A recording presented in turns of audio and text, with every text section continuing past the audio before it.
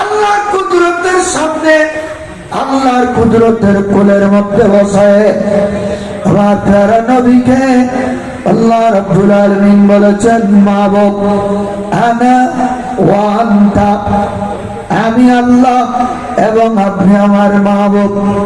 মাসওয়াজালিকা, এই দুই ছাড়া যত কিছু আমি আল্লাহ বানিয়েছি, যা কিছু আমি বানিয়েছি, দুনিয়া বলুন, আখিরাত বলুন, বাস বলুন, নাজরাত বলুন, ওরগেমান বলুন, আসমান জমিন বলুন, আনতা আনা ওয়া আনতা মা সিওয়া যালিকা খালাকতু লিআজালিকা, আমি একমাত্র বানিয়েছি আপনি রাসূল খুশি করার জন্য। মুস্কি মুস্কি হাসতেছেন, বললেন আলী প্রশ্নের উত্তর এটা আমি দেব না, তুমি বলো দেখি। তুমি বলো না আমি বলো, বড় করে বলো সুবহানাল্লাহ। এটা কঠিন প্রশ্ন না নবীর কাছে কি আলী নবী কুল সম্রাট আমার প্যারা রাসূল, আলী হলেন ওলি কুল সম্রাট, সাহেব লাইফ, ঠিক না? সাহেব লাইফ, সাহেব লাইফ নামে আহলে সুন্নাত বলেছেন মাওলানা আলী সাহেব লাইফ। এরপরে আমার নবী হলেন শাহান শাহ, বড় করে বলুন সুবহানাল্লাহ। সাহেব লাইফ, অলিদের সম্রাট আলী। জিজ্ঞেস করলেন ইয়া রাসূলুল্লাহ আপনি বড় না আমি বড়? আমার নবী বললেন আলী তুমি বলো দেখি, আমি বড় না তুমি বড়? আলী বললেন আমি বলতেছি আমি বড়। ঠিক আছে মানলাম তুমি বড়, বুঝে যাও কিভাবে তুমি বড়। বলে আমি এমনি বড় না, আপনি বড় বানাই দিয়েছেন এই জন্য আমি বড়। বড় করে বলুন সুবহানাল্লাহ। কি বড় বানিয়েছি? আমার নবী বলেন হাদিস মাওলানা বলেন ইয়া রাসূলুল্লাহ আপনি তো বলেছেন আনা মাদিনাতুল ইলমি ওয়া আলিয়ুম বাবুহা। আসলে একটা হাদিস শুনেন নাই, এটা অংশ এটা লাস্টের অংশ, আরো তিন অংশ আছে এর আগে। এটা অনেক মানুষ ওলামারা কম বলে, যার কারণে বর্তমানে অনেক ঝগড়ার সম্মুখীন হতে হচ্ছে। এর আরো তিনটা অংশ আছে আগে। কি অংশ? আনা মাদিনাতুল ইলমি ওয়া আবু বকর আসাসুহা ওয়া উমর জাদারুহা ওয়া উসমানু সাফুহা ওয়া আলিয়ুম বাবুহা। সুবহানাল্লাহ সুবহানাল্লাহ। আমি হলাম নবীর বাণী, আমি হলাম এলমের খাজিনা, এলমের শহর, আর আবু বকর হলো সেই শহরের ভিত্তি, ফাউন্ডেশন। সেই শহরের ফাউন্ডেশন ভিত্তি হলো আবু বকর। ওই শহরের চতুর্দিকে বাউন্ডারি আছে, বাউন্ডারি হলো উমর ইবনুল খাত্তাব। ওই বিল্ডিং এর ছাদ আছে, ছাদ হলো উসমান জিন্নুরাইন। ওই বিল্ডিং এর দরওয়াজা আছে, দরওয়াজা হলো মাওলানা আলী। উচ্চ স্বরে বলুন সুবহানাল্লাহ। এখন উঠতেছে অনেক মানুষ একটা নিয়ে, আনা মদিনাতুল ইলমি ওয়া আলিয়ুম বাবুহা, আমি এলমের শহর, এলম ভাই হওয়ার দরজা মাওলানা আলী। ঠিক আছে, কেউ স্বীকার করে না, কিন্তু সেরুজনের ফজিলত আমার নবী একসাথে বলেছেন। বড় করে বলুন না সুবহানাল্লাহ। আপনি একটাকে নিয়ে ঘুরলে ফসাদ হবে। এই ধরনের ফসাদের মুখী হচ্ছে যে অনেক আহলে বাইতের নামের ভক্ত কিছু আছে না নাই?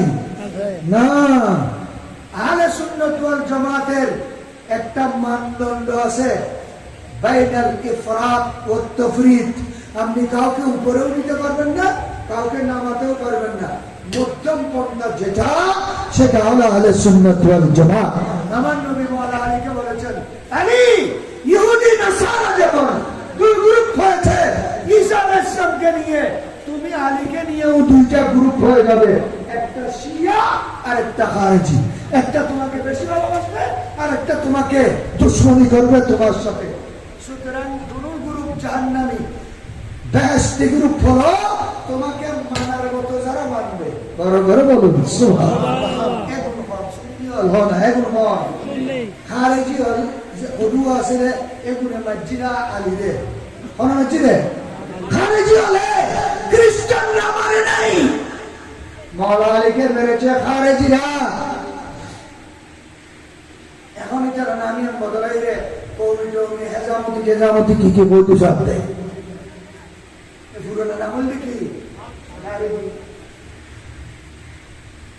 তো বলি সমাজ মালানি শরীফ খুদম রাদিয়াল্লাহু তাআলা বলেন, ইয়া রাসূলুল্লাহ আপনি আমাকে বড় বানাই দিয়েছেন, আপনার লম্বার হওয়ার দরওয়াজা বলেছেন, তো আপনি যদি ঘরের ভিতরে থাকেন কোন মানুষ আপনার সাথে সাক্ষাতে আসলে আপনার কাছে আসবে একবার, কিন্তু আমি আলীর সাথে সাক্ষাৎ হবে দুইবার, আজকে একবার যাইতে একবার।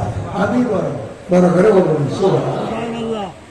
আলী শেরে খুদা বেহেশতের চিফ, আমার প্রিয় নবীর কলিজার টুকরা বেটি ফাতেমাতুজ জাহরা, যিনি নবীর প্যারি ছিলেন, খেয়ালি ছিলেন, দুলালি ছিলেন, নবীর বড় আদরের ছিলেন, যার কণ্ঠ নবীর মতো ছিল, যার আওয়াজ নবীর মতো ছিল, যার কিরদার রফতার গুফতার চালচলন উঠে বসা লেনদেন কণ্ঠ কাজকর্ম সবগুলো আমার নবীর মতো ছিল। এবার প্যারা নবী ওনাকে বেশি বেশি ভালোবাসতেন। আবু বকর সিদ্দিক নবীর কাছে আসলেন, ইয়া রাসূলুল্লাহ আমি আপনার মেয়ে ফাতেমাকে বিয়ে করতে চাই, আমাকে বিয়ে দিন। আমার নবী বলেন, আবু বকর তুমি সব দিক দিয়ে শ্রেষ্ঠ, ঠিক আছে, কিন্তু আমার মেয়ে বিয়ে করার কথা যে বলছো এটা কখনো হবে না, বাকি জীবন আর কোনোদিন বলবে না, যাও দেব না তোমাকে। চলে গেলেন। ফারুক আজম ওমর ইবনুল খাত্তাব আসলেন, ইয়া রাসূলুল্লাহ আমি আপনার বেটি ফাতেমাকে বিয়ে করতে চাই। আমার নবী বললেন, হ্যাঁ ও ওমর, যেখানে আবু বকরের মতো মানুষকে আমার বেটি বিয়ে দিয়ে নেই সেখানে তুমি ওমরকে দেওয়ার প্রশ্ন আসে না, যাও দেব না। মাওলা আলী শেরে খুদা যখন আসলেন, ওসমান জিন্নুরাইন তো দুইটা করেছেন, একটা রুকাইয়া আর একটা উম্মে কুলসুম। মাওলা আলী যখন বললেন, ইয়া রাসূলুল্লাহ আমি আপনার বেটি ফাতেমাকে বিয়ে করতে চাই, সাথে সাইয়্যিদুল মালায়েকা জিবরিল এসে গেলেন, ইয়া রাসূলুল্লাহ আলীর সাথে আপনার বেটি ফাতেমার আকদ আল্লাহ আরশে আজিমে সুসম্পন্ন করে ফেলেছে। সুবহানাল্লাহ সুবহানাল্লাহ। আপনি দুনিয়ার জমিনে একটু কাটতি ছিল যান, একটু আনুষ্ঠানিকতা করে বিয়ের অনুষ্ঠানটা করেন, আকদ ওখানে হয়ে গিয়েছে। আল্লাহ আমাকে পাঠিয়েছেন, বলেছেন আপনার বেটি ফাতেমার সাথে আলীর সাথে বিয়ে দিতে।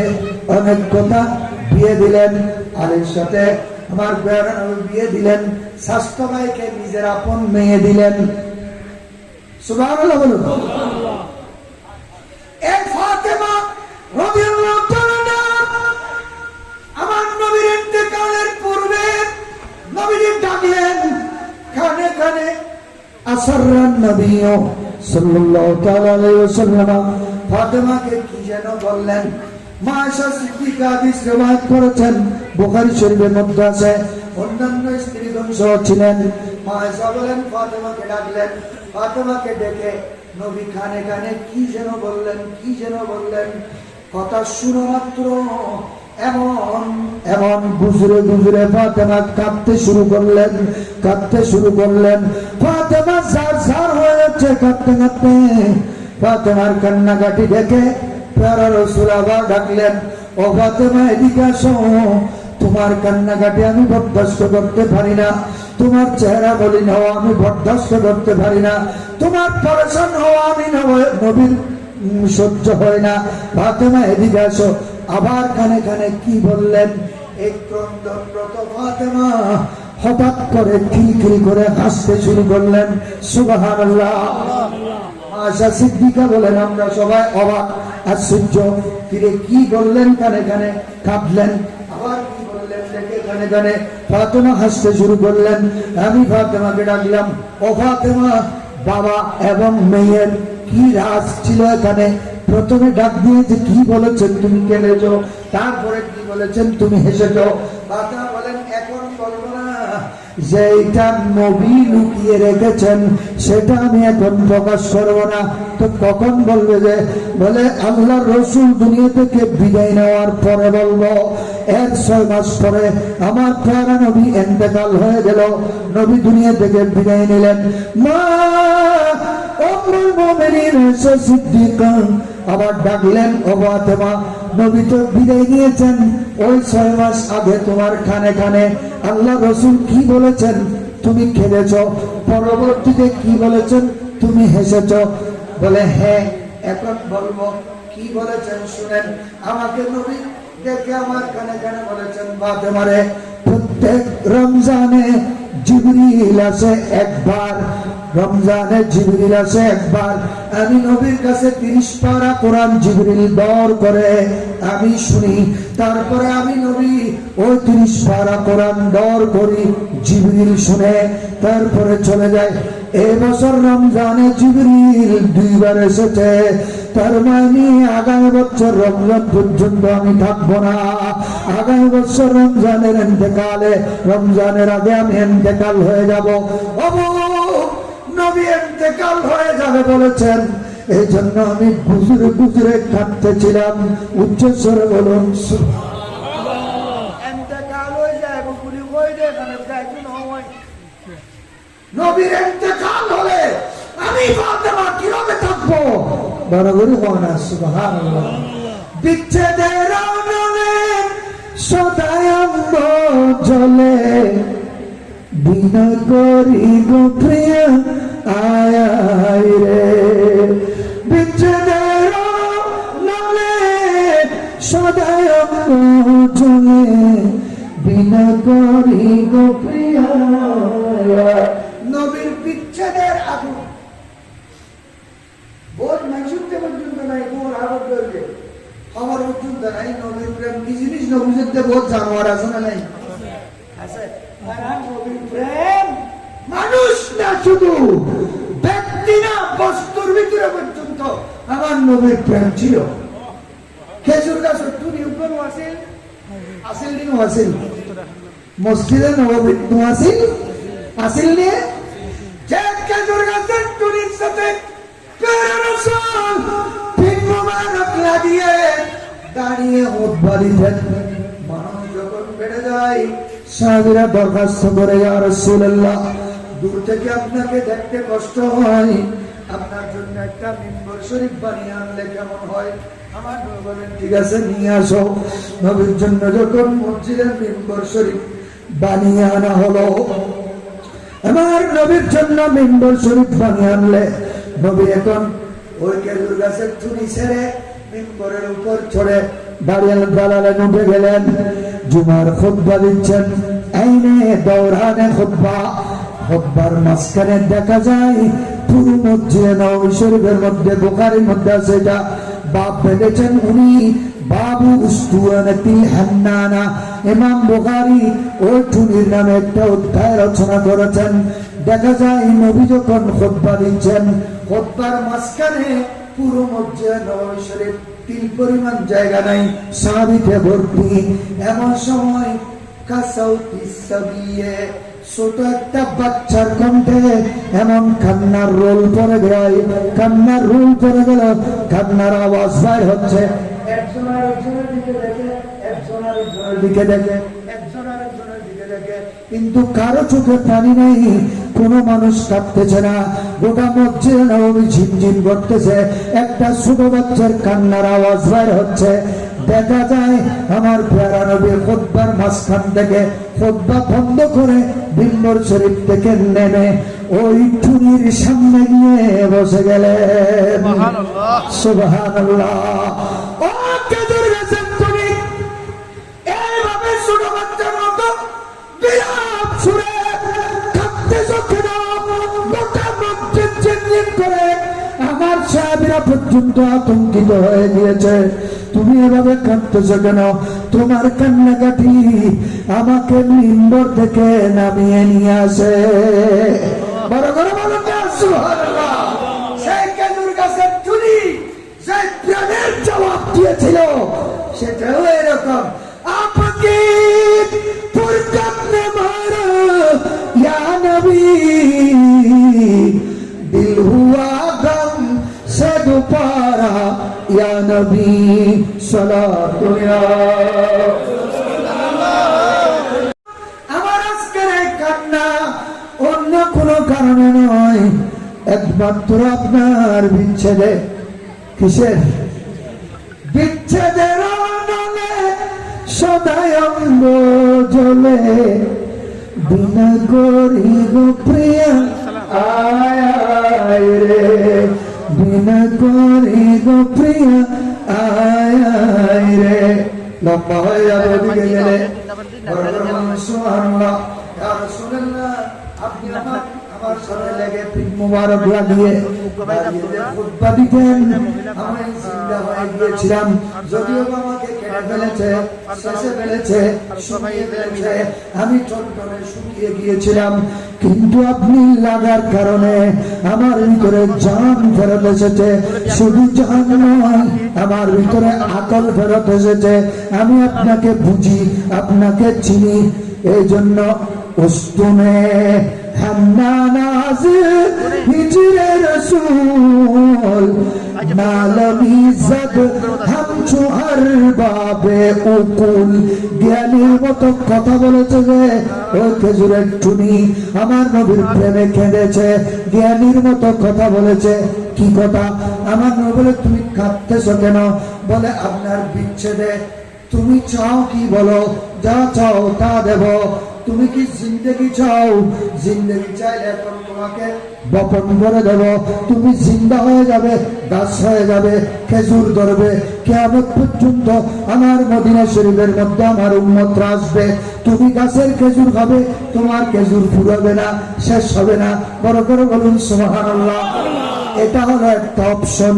তোমাকে রুখে দেব, বপন করে দেব। তোমাকে বপন করে দিলে তুমি জিন্দেগি পাবে, কান্নাকাটি বন্ধ করতে হবে। দ্বিতীয় অপশন হলো, যদি এটা না চাও তাহলে তোমাকে আমি এখানে দাফন করে দেব। আমার মসজিদে নববীতে তোমাকে দাফন করে দেব। এই দাফনে তোমাকে, তুমি শুয়ে থাকবে। কিয়ামত যেদিন কায়েম হবে, আমি তোমাকে সেই দিন তুলে বেহেশতে যাওয়ার সময় নিয়ে নেব, ওখানে বেহেশতে নিয়ে যাব। বড় করে বলুন সুবহানাল্লাহ। কোনটা চাও? একটা, দুইটা না। তোমাকে আমি বপন করে দিলে জিন্দা হয়ে যাবে, কিয়ামত পর্যন্ত মরবে না। আর দ্বিতীয় অপশন, আমি বেহেশতে যাওয়ার সময় তোমাকে বেহেশতে নিয়ে যাব। এই দুটোটা চিন্তা ভাবনা করে খেজুর গাছ নবীকে জবাব দিয়েছিল, ইয়া রাসূলুল্লাহ, জিন্দেগি আমাকে বপন করে দিলে আমি জিন্দা হব, কিন্তু সেই জিন্দেগির পরেও তো আবার মওত আছে। সেই জিন্দেগির পরেও আবার মওত আছে। মওতের পরে আমি এখানে রয়ে গেলাম। আমি এখানে থাকাটা চাই না, জিন্দেগিও চাই না। আমি আজ থেকে কান্নাকাটি বন্ধ করে দেব। আপনি যদি আমার সাথে ওয়াদা করেন কিয়ামতের দিন আমাকে বেহেশতে নিয়ে যাবেন, আমি আজ থেকে কান্নার আওয়াজ বন্ধ করে দেব। বড় করে বলুন সুবহানাল্লাহ। আমার নবী বললেন, ঠিক আছে, তোমাকে এখানে দাফন করে দিলাম। সেই খেজুর গাছের টুনি ব্যক্তি না, বস্তু। এই বস্তুর ভিতরে পর্যন্ত নবীর প্রেম আছে। বড় করে বলুন সুবহানাল্লাহ। সেই বস্তুর কান্নার টানে আমার যদি নবী যদি মিম্বর শরীফ থেকে নিচে আসে, হুসাইন আলাইহিস সালামকে 61 হিজরিতে কারবালার জমিনে এইভাবে জিদ বাহিনীরা জবে করে দিয়েছিল যে আমার নবী রওজায়ে পাকে কিভাবে থাকবে।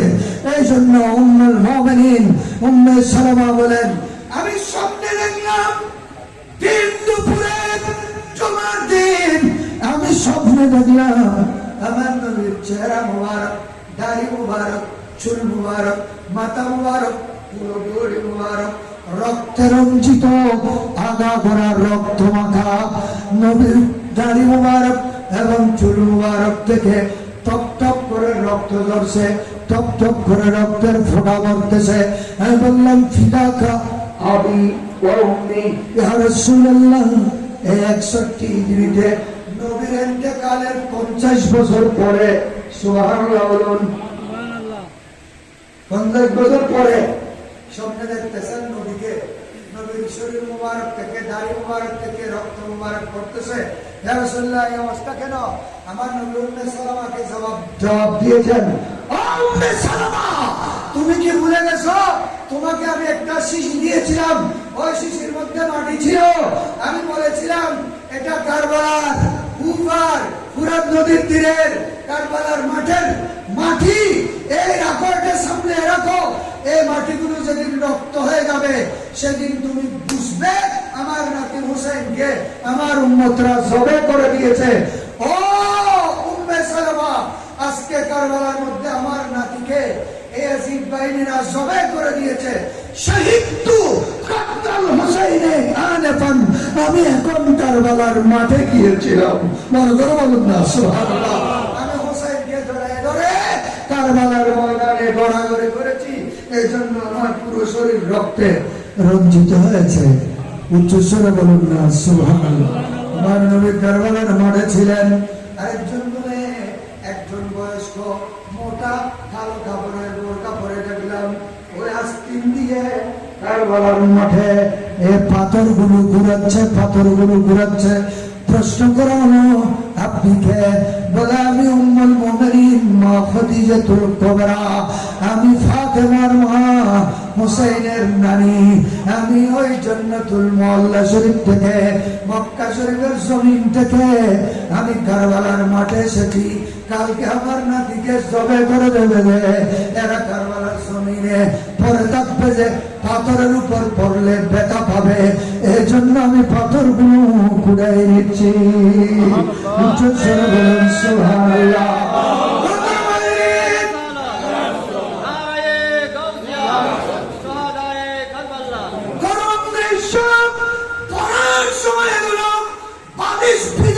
চোখের পানিতে গুজরে গুজরে কান্না আছে। এই কারবালার ঘটনা। ইমামে আলী আসগর, ইমাম হোসেনের 6 মাসের সন্তান, 3 দিন পর্যন্ত পানি বন্ধ। ওবায়দুল্লাহ ইবনে জিয়াদ 7 কারফিউ জারি করেছে, বিজিবি মোতায়েন করেছে। ওই ফুরাত নদীর দিয়ে অর্ডার দিয়ে দিয়েছে, দরিন্দে পিয়ে, চরিন্দে পিয়ে, ঘোড়ে পিয়ে, सवार पिए, इंसान पिए, काफिर पिए, मुशरिक पिए, किसी को तुम मना न कीजिए। एक फातिमा के लाल को तुम पानी न दीजिए। क्यों पानी पान कर ले यहूदी नसारा, গরু ছাগল ভেড়া দুম্বা কাউকে বাধা দেবে না, কিন্তু হোসেনের তাবুর মধ্যে 1 ফোঁটা পানি দেবে না। নাউজুবিল্লাহ বলে। আচ্ছা, হোসেন কি পানির মোহতাজ ছিল? যেখানে গরিব নওয়াজ নিজের মুরিদকে পাঠিয়েছিলেন গড্ডে দিয়ে, তুমি যাও সে আনা সাগরের পারে ফিত্তিরাস পুলিশ মোতায়েন করেছে, পানি দিচ্ছে না মুসলমানকে।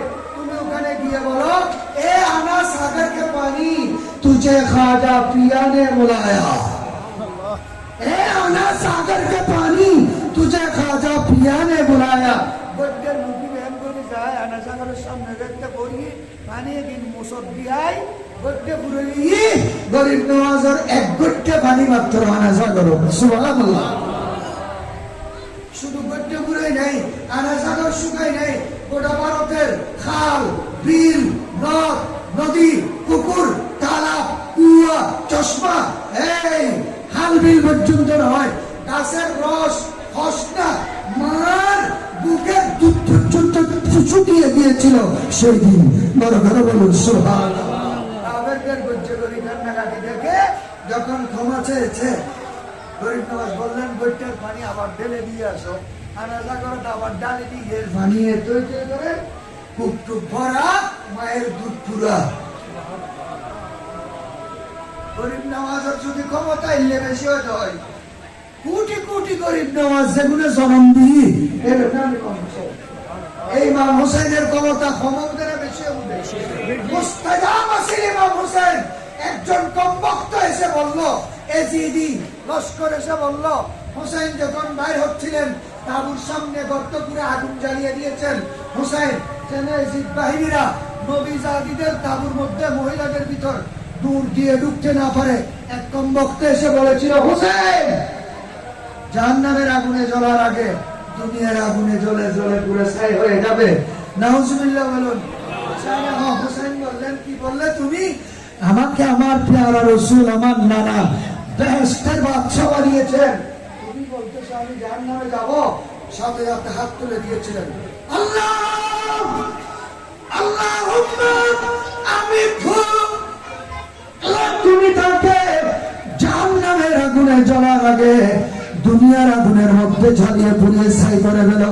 দোয়া করার দেরি নাই, যে ঘোড়ার মধ্যে বসা ছিল দোয়ার সাথে সাথে ওই ঘোড়া এমন লাভ দিল এবং দূর দিল। লাভের সাথে সাথে ঘোড়ার পিঠ থেকে পরে রশির সাথে তার পা আটকে যায়। এই ঘোড়া গোটা ময়দানে দৌড়তে দৌড়তে ওই জাহান্নামী জিদিকে আগুনের স্তূপের মধ্যে এনে ফেলেছে, সাথে সাথে জ্বলে কয়লা হয়ে গিয়েছে। সুবহানাল্লাহ বলুন। আরেকজন বলে, দেখো এ হোসেন এ ফুরাত নদীর পানি টই টই করতেছে, এক ফোঁটা পানি পাবে না, দেব না, উপবাস করবো। হোসেন দোয়া করে দিলেন সাথে সাথে, আল্লাহুম্মা আমিতহু আতশানা, আল্লাহ তাকে পিপাসিত করে মারো। সাথে সাথে সে এমন পিপাসায় কাতর হয়ে গেল, পানি দাও পানি দাও পানি দাও পানি দাও চিল্লাতে শুরু করলো। কলসি মুশক বরাবরে তার গলার মধ্যে পানি ঢালতেছে, এ আবার বলে পানি দাও পানি দাও, এভাবে চিল্লাতে চিল্লাতে মরেছে। হোসেন মুস্তাজাব দাওয়াত ছিলেন, হাউজে কাউসারকে ডাক দিলে কারবালার জমিনে কাউসার এসে যেত। বড় করে বলুন সুবহানাল্লাহ। হোসেন বলেন যে আমি পানি পান না করেই শহীদ হয়ে যাব। পানি তোমরা পান করো, তোমরা পানি খেলেও শক্তি থাকলেও তোমাদের নাম নিশানা আজ থেকে জমিনের ভিতর দাফন হয়ে যাবে। আমি পিপাসিত অবস্থায় শাহাদত বরণ করব। আসমানে জমিনে মানুষ মুসলমান ইমানদার মসজিদে খানকায় দরবারে মাদ্রাসায় ময়দানে হাটে পাটা বাজারে মসজিদের নামাজে আমি হোসেনের জিকির ছিল আছে থাকবে। আমি হোসেন মরব না, আমি রক্ত মাংসের সাথে মিশে থাকবো। বড় করে বলুন এই ইমাম আলী মাকাম ইমাম হোসেন রাদিয়াল্লাহু তাআলা আনহু, ওই সন্তান আলী আসগর মায়ের মুখে দুধ পর্যন্ত নাই, 3 দিন পর্যন্ত খানা পিনা কেউ পায় নাই, পিপাসায় কাতর।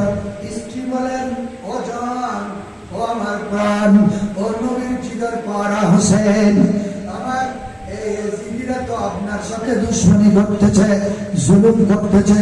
আমার এক বাচ্চা তো জান বের হয়ে যাচ্ছে, শুকুর রেখে দিচ্ছে, জিব্বা বাইর করে দিচ্ছে। তাকে নিয়ে তার সামনে একটু গিয়ে তুলে ধরুন এবং দেখান, হয়তো বাচ্চা দেখলে তাদের অন্তর ঘেমে যাবে, তাদের অন্তরের মধ্যে ভয় আসবে। এক ফোঁটা পানি তাদের হাতে দিতে বলুন, বাচ্চার জান রক্ষা হবে।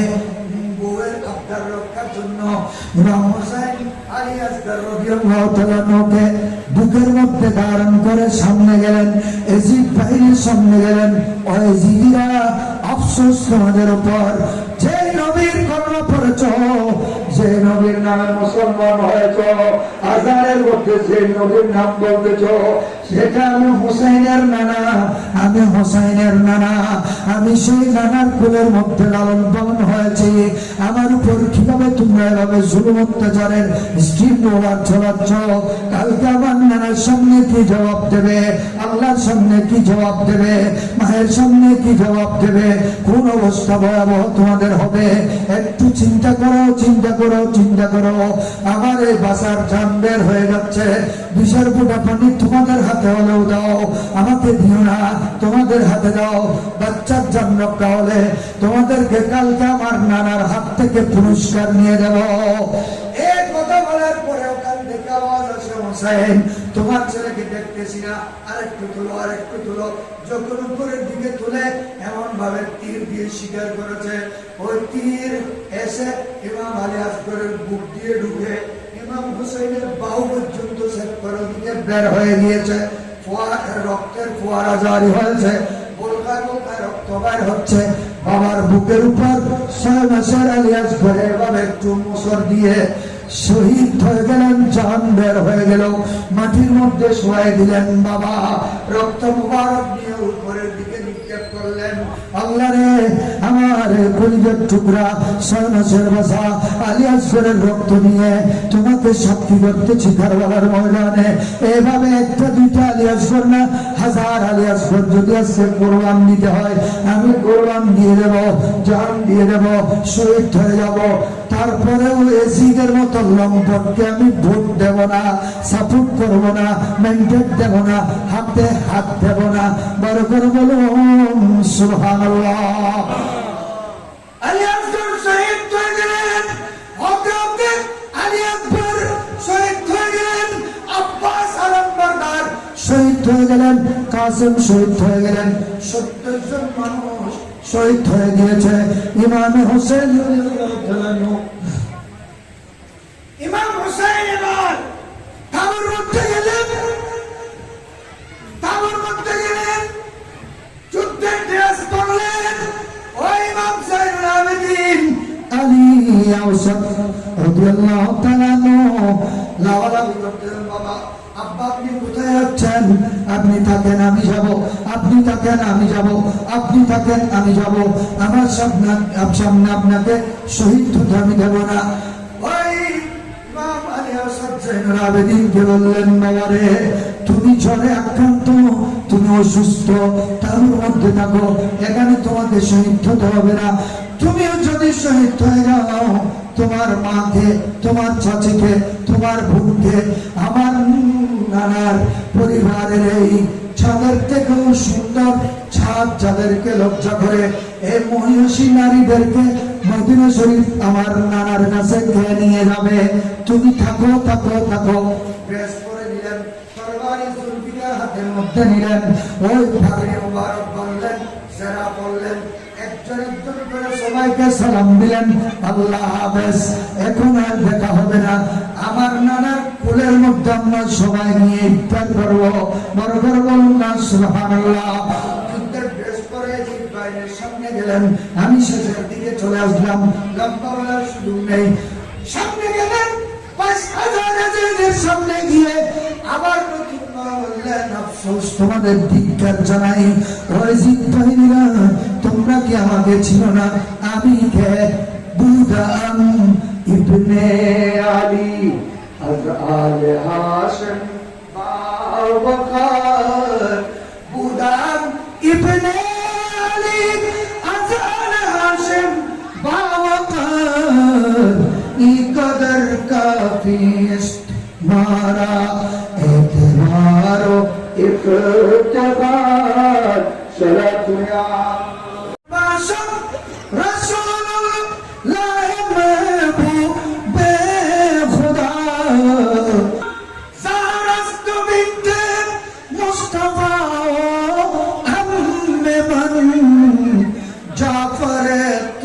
यार मुल्के मकरमतरा ताजदार।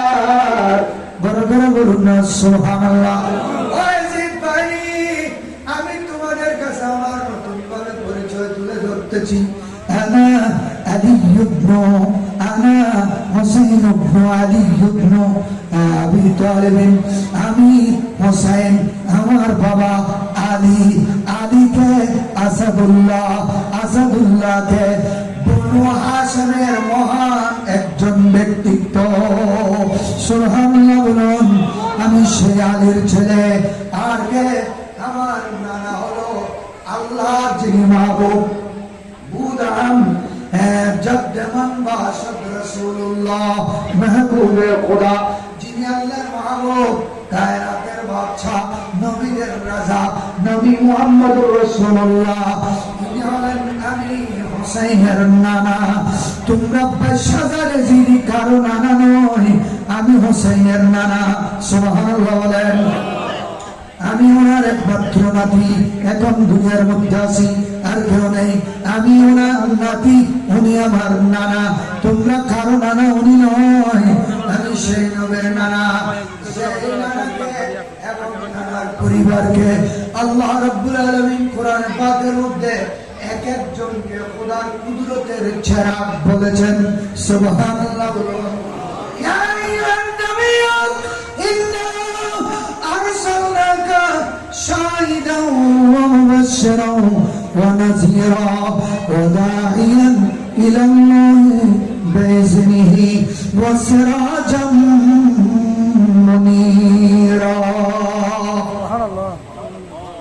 বশীর কহিয়ে नज़ीर कहिए उन्हें सिराजे मुनीर कहिए जो सर्वसर है कलाम रब्बी के बात अब तक बनी हुई है कोई सलीका है आरज़ूं का न बंदगी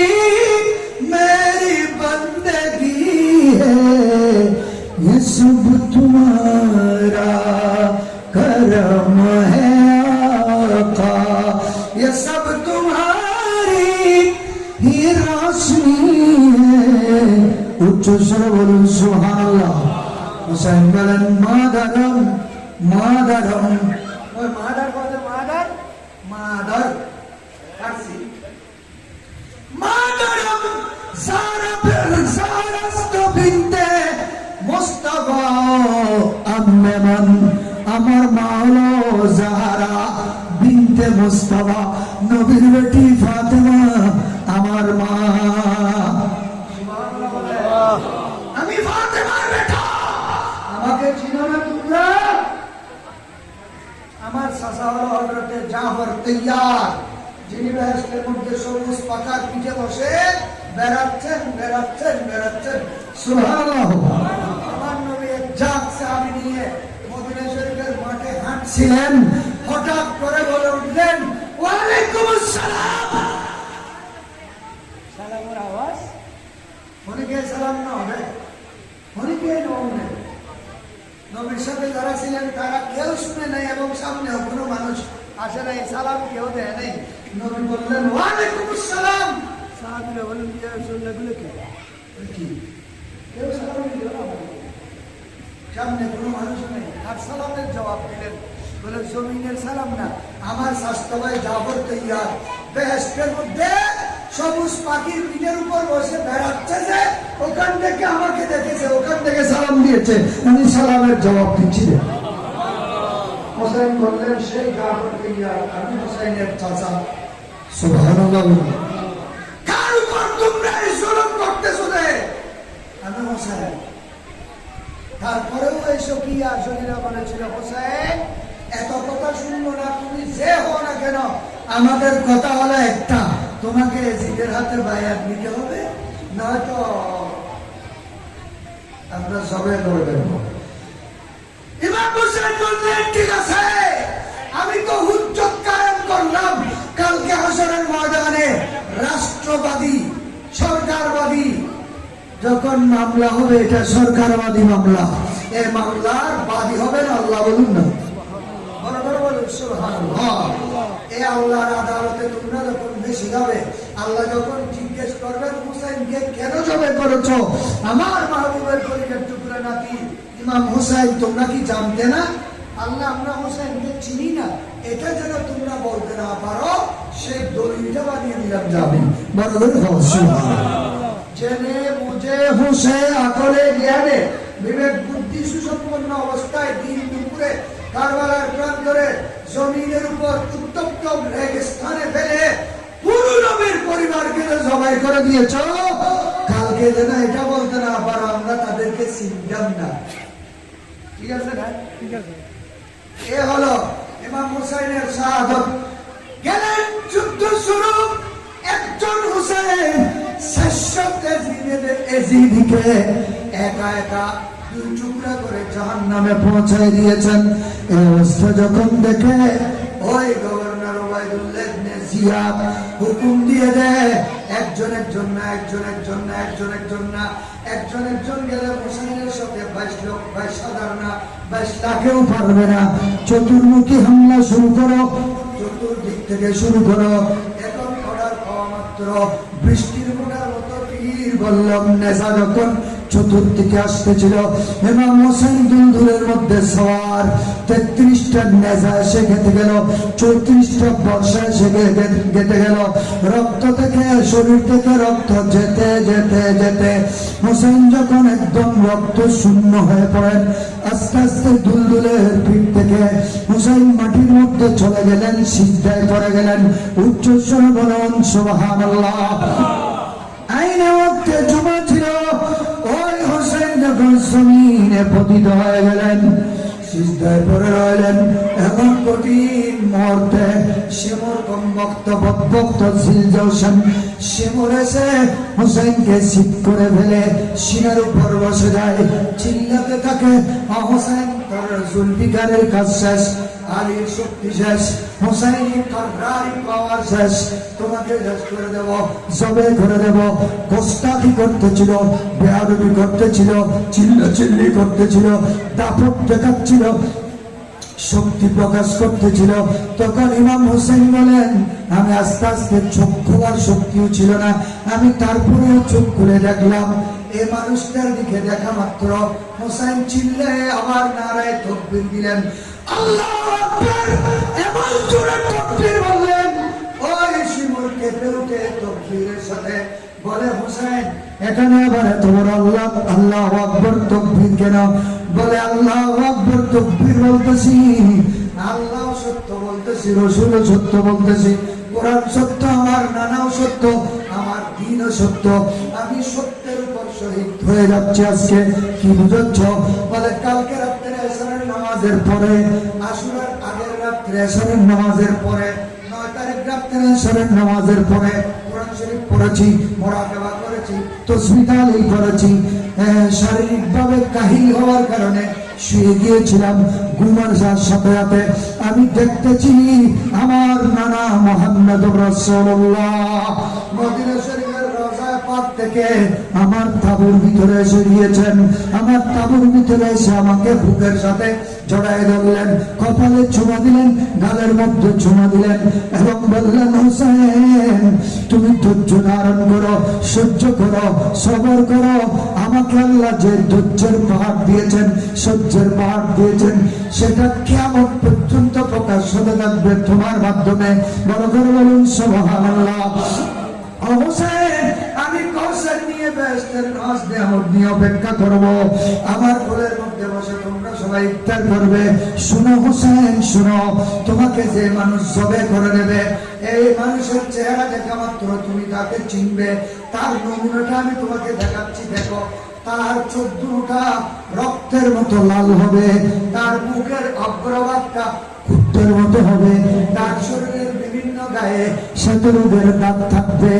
তুমি যখন আমার অসীমুর কমবক্ত, হুসাইন বলতেছে অসীমুর কমবক্ত, তুমি যখন আমার বুকের মধ্যে বসে চিল্লাচ্ছ, আমি চোখ খুলে দেখলাম তোমার চোখগুলোটা লাল, তোমার মুখটা দেখতেছি কুত্তের মতো, তোমার গায়ের মধ্যে দেখতেছি বিভিন্ন সাদা সাদা শতরোগের দাগ। এই জন্য আল্লাহু আকবার বলে তাকবীর দিয়ে বলতেছি, আল্লাহ সত্য, রাসূল সত্য। তোমার ছবি আমাকে আমার নানা কালকে দেখাইছে, তুমি আমাকে জবে করবে, করে দাও, তোমার কাজ তুমি করে ফেলো, আমার এখন আর কোনো বাধা নেই।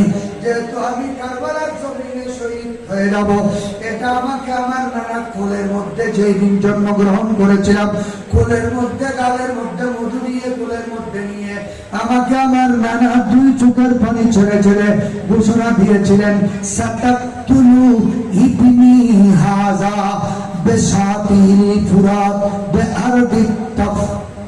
আমাকে কারবালার জমিনে ফুরাত নদীর তীরে আমি আমার এই নাতিকে আমার উম্মতের মুখোশধারীরা ফেলে জবে করে দেবে। কারবালার ময়দানের মাটি ফেরেশতা জিবরিল আমাকে এনে দিয়েছেন। আমার শাহাদাতের কথাটা আমার নানা আগে ঘোষণা দিয়েছেন 56 বছর আগে। সুবহানাল্লাহ। সেটা নতুন কথা নয়, জবে করে দাও।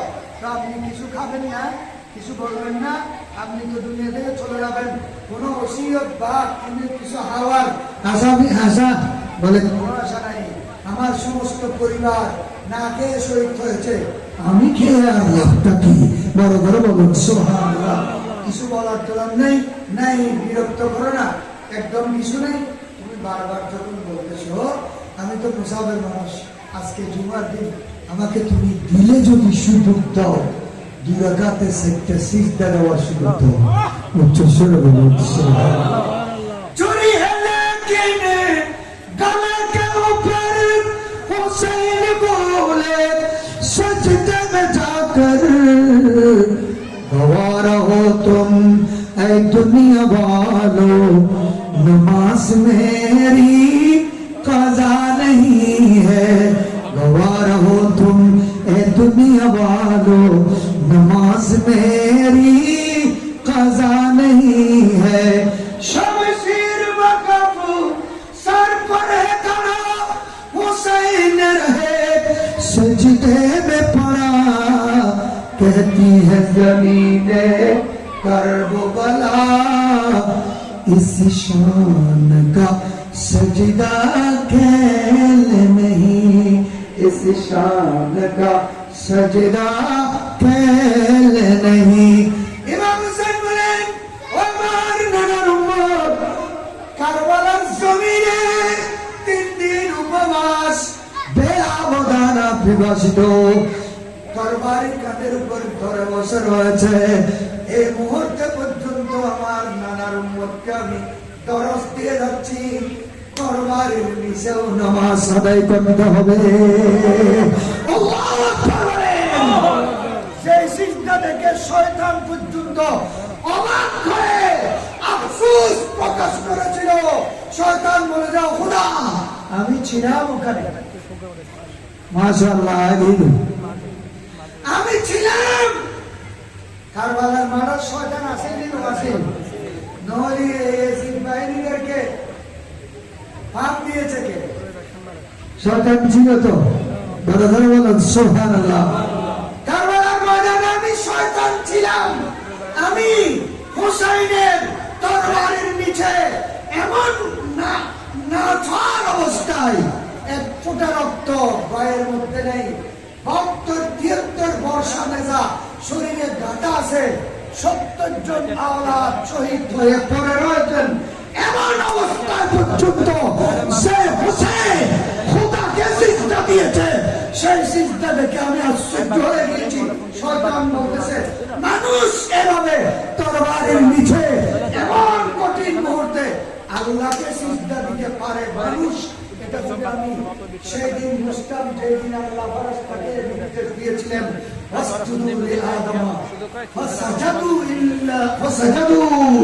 ইল্লা ইবলিস, সেদিন আমি শয়তান সবার আগে সিজদা দিতাম।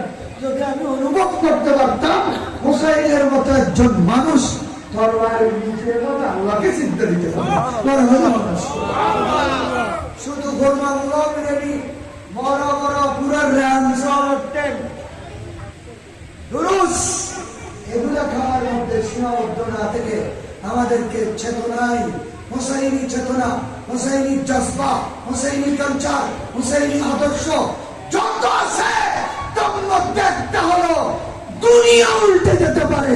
নবীর দুশমনের সাথে কোনো আত্মীয়তা আপোষ সম্পর্ক নাই। এই কারণে শেরে বাংলা মুজাদ্দিদ ইমাম শেরে বাংলা সুন্নিদেরকে ক্লিয়ার বলে দিয়েছিলেন, ওয়াবির মাইয়ানিস ওয়াবির তুমবুরানিস ওয়াবির সালামনাদিস, ইধার দেই রাস্তা পাস দিয়ে শুই, ইধার জানাজা নওয়ারিস বেরেক মারিস আট রোজাইস। लेकिन कोई भी হাদিস শুনলো তা কো আহলুল বিদআহ, আমার নবীর যারা আহলুল বিদআহ এদেরকে সালাম দেওয়া যাবে না, রোগাক্রান্ত হলে দেখতে যাওয়া যাবে না, মরলে জানাজায় যাওয়া যাবে না, তাদের সাথে আত্মীয়তা করা যাবে না। রাস্তার মধ্যে সাক্ষাৎ হলে আরেক পাশ দিয়ে ক্রস করে চলে যাও, তার সাথে দাঁড়িয়ে কথা বলবে না। বড় করে কষ্ট এই গুলির দেবর সুন্নি আছে, আছে না নাই? বলো সুন্নি, কি সুন্নি? বলো সুন্নি। এই কারবালার প্রেক্ষাপট এখানে থাক। আরেকটা বিষয় হলো এই এসিড বাহিনীরা কারবালার যুদ্ধে নবীর কলিজার টুকরাদেরকে জবে করে দিয়ে এরা শান্ত হয় নাই, ঠান্ডা হয় নাই। করে দিয়েছিল। নাউজুবিল্লাহ বলেন। যত সাহাবী সামনে পেয়েছে শহীদ করেছে।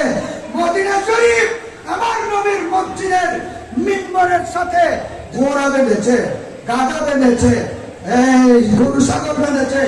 3 দিন পর্যন্ত পায়খানা করেছে, পেশাব করেছে।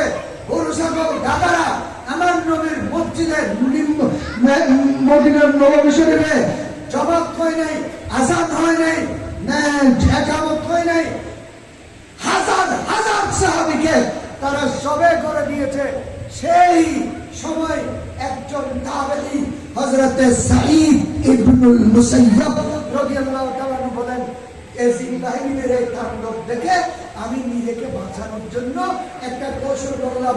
কাপড় সুবর ছিঁড়ে গায়ের মধ্যে কাদা মাটি দুলুমাল বালি মাটি মেখে আমি পাগলের বেশ ধরে নবীর রওজা পাকে ঢুকে গেলাম। নবীর রওজা পাকে ঢুকে গেলাম। এখন সে সৌদি সরকারের নির্দেশে দাঁড়াতে দিচ্ছে না, সালাম দিতে বড় আওয়াজ করতে দিচ্ছে না। তারা ওখানে কানুন এমন ভাবে মজবুত করে রেখেছে, দাঁড়ানোর কোনো সুযোগ, দরে সালাম করার কোনো সুযোগ নেই, দাঁড়িয়ে ওদিকে মুনাজাত করার কোনো সুযোগ। কারণ এরা হলো ওয়াহাবি গোষ্ঠী, নসবি গোষ্ঠী। এদের ইতিহাস হলো 200 বছর। এর আগে সবগুলো চালু ছিল। মিলাদুন্নবী বলুন, মেহরাজুন্নবী বলুন, আহলে বাইতের জিকির বলুন, এগুলো সাহাবায়ে কেরাম থেকে হয়ে আসতে ওই জমিনে চালু ছিল। সৌদি নসবি হুকুমত আসার পর থেকে এগুলো বন্ধ হয়েছে। মাজারাত ভেঙে দিয়েছে। উম্মুল মুমিনিন মা খাদিজাতুল কুবরার মাজার ছিল, ফাতেমাতুজ জাহরার মাজার ছিল, গম্বুজ ছিল, সাহাবায়ে কেরামের কবর ফাঁকা ছিল। সবগুলো বুলডোজার চালিয়ে ধূলিসাৎ করে দিয়েছে। এই দৃশ্য দেখে দেখে অনেক বড় সুন্নিরা এসে বলে যে মদিনা শরীফ তো মাজার নেই। এগুলো 200 বছরের ইতিহাস। এর আগে চলে যান আপনি। এগুলো মসজিদের ইতিহাস, আরকিদের ইতিহাস। এরা করেছে এগুলা। এটা ইংরেজি মুসলমান কি খবর দেখেন, তারিখ দেখেন। মোহতরম হাজিরিন, এরা এত তাণ্ডব চালিয়েছে মসজিদে নববী শরীফে, নবীর মসজিদে। শুধু তাই না, এজিদের একটা বাড়ি পর্যন্ত আছে যে কারবালার যুদ্ধে নবীর পরিবারকে শহীদ করার পরে এজিদ এত খুশি হয়েছিল, এজিদ এত উল্লাস করেছিল যে আজকে যদি ওই দ্বিতীয় হিজরিতে মদিনা শরীফের 80 মাইল দক্ষিণে বদরের ময়দানে যে 70 জন কাফের শহীদ মারা গিয়েছিল, নবী মেরে ফেলেছে যে 70 জন কাফেরকে, যে যুদ্ধে, বদরের যুদ্ধে। এই এরা যদি আজকে তাদের পরিবারের যদি জিন্দা থাকতো, আমি যে আজকে হুসাইনকে শহীদ করেছি, এই তাদের প্রতিশোধ নিয়েছি, এই কাফের রাস্তা আমাকে ফুলের মালা দিয়ে বরণ করে নিত। নাউজুবিল্লাহ বলেন। তার মানে আমি বদরের যুদ্ধের প্রতিশোধ নিয়েছি। এবার দেখেন এই ইয়াজিদকে যারা রাদিয়াল্লাহু তাআলা আনহু রাহমাতুল্লাহ আলাইহি 100 রাকাত নফল নামাজ পড়তেন বলতেছে, এখন ইয়াজিদি কিনা? এরা সবাই ইয়াজিদি কিনা? সেই ইয়াজিদি, সেই ইয়াজিদ মালউন, সেই ইয়াজিদ ফাসিক, ফাজির, সেই ইয়াজিদ অভিশপ্ত। ইমামে আযম আবু হানিফা নোমান ইবনে সাবিত বলেন, আমি কাকে কাফের বলবো না, মুসলমান বলবো না। কি বলবেন? বলে আমি কাকে ওই শব্দ বলবো যে শব্দ ইমাম হুসাইন বলেছেন। ইমাম হুসাইন কি বলেছেন? ইমাম হুসাইন বলেছেন, এজিদের মতো ফাসিক ফাজিরের হাতে নবীর নাতি বায়াত হতে পারে না। ফাসিক ফাজির। ইমাম মালিক, ইমাম আহমদ বিন হাম্বল এজিদকে কাফের বলেছেন।